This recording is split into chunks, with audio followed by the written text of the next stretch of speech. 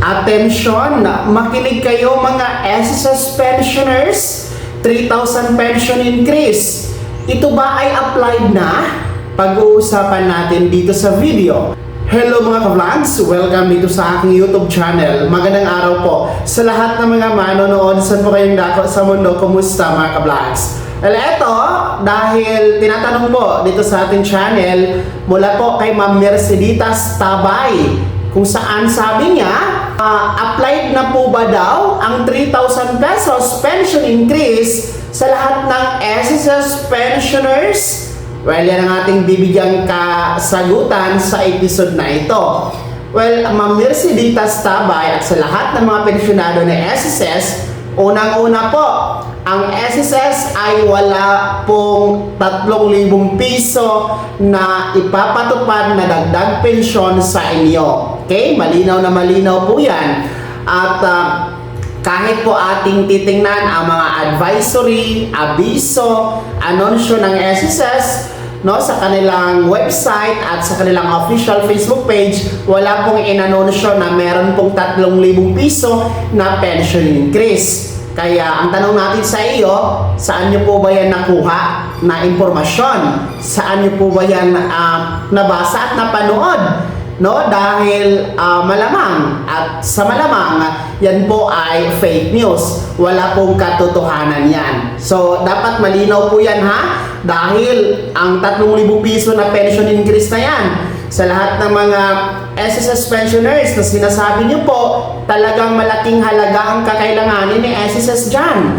Alalahanin po ninyo na ang SSS nahihirapan po sa pagbibigay ng 1,000 piso na pension increase na second tranche. So how much more dito sa 3,000 piso na pension increase na sinasabi niyo po? Talagang lalaki ang pondo na kakailanganin ni SSS kung sakali man. Kaya wala po yung katotohanan, fake news po yan. Well, ganito po, no? Para maliwanag sa inyo, mga pensyonado ni SSS, ang tanging merong pension increase sa kasalukuyan ay ang tinatawag natin na SSS Pension Reform Program. So ano ba ang SSS Pension Reform Program?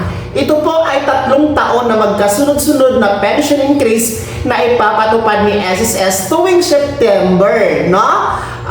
Hindi ito every month, pero every year tuwing September ang pagpapatupad nito, no? Kung saan ang unang round, no, nangyari na noong September 2025.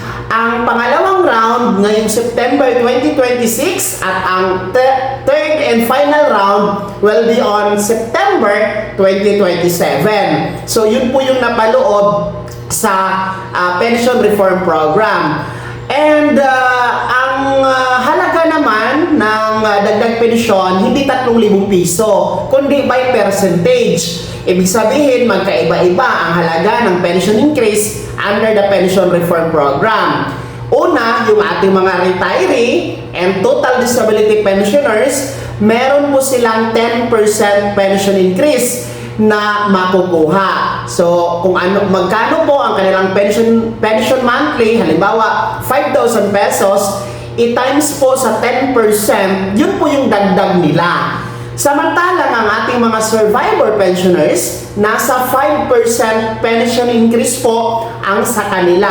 So kung magkano din po ang kanilang monthly pension, i-times lamang sa 5%, yun din po ang makukuha nila. So ganun po yun, no? Pension Reform Program. Yan lang po ang meron sa kasalukuyan na dagdag na meron ang SSS para sa inyong pensyon, mga ka-vlogs. And the other hand po, no, sa kabilang dako, ang second tranche 1,000 piso na pension increase, ulitin ko, wala pa yung pondo at hindi pa yan maipapatupad ni SSS. And lastly, yung sinasabi mo po, Ma'am Merceditas Tabay, na applied na ba ang 3,000 piso na pension increase sa lahat ng mga SSS pensioners? Nako po, yan po ay walang katotohanan. Fake news po yan at mag-ingat po kayo sa inyong mga napapanood at nababalita. Mas mabuti na nga pong tinanong nyo ito para masagot natin ng diretsyo at maituwid po natin. Nang sa ganon ay ay hindi po kayo aasa mga ka-vlogs. Dito sa aking YouTube channel, nasisiguro nyo na tamang impormasyon ang ating binibigay sa inyo dahil hindi po tayo fake news. Talagang totoong-totoo ang ating impormasyon base po kung ano ang updates na nagmula po sa SSS. Well, anyway, maraming salamat po, Ma'am Merceditas Tabay, sa iyong katanungan at sana maliwanag po ang ating kasagutan. Kaya naman, mga SSS pensioners, ang inyong komento at reaksyon sa balita ito, ibahagi niyo po sa comment section na nasa baba. Pakilakip ng buong pangalan at kung taga saan kayo. Kung bago ka pa lang sa aking channel o di ka pa nakasubscribe, i-click niyo muna ang subscribe button na nasa baba. Huwag kalimutan na pindutin ang notification bell, ilagay sa all para una ka sa mga balitang i-upload ko. Maraming salamat po. God bless. Mag-ingat po mga ka-vlogs.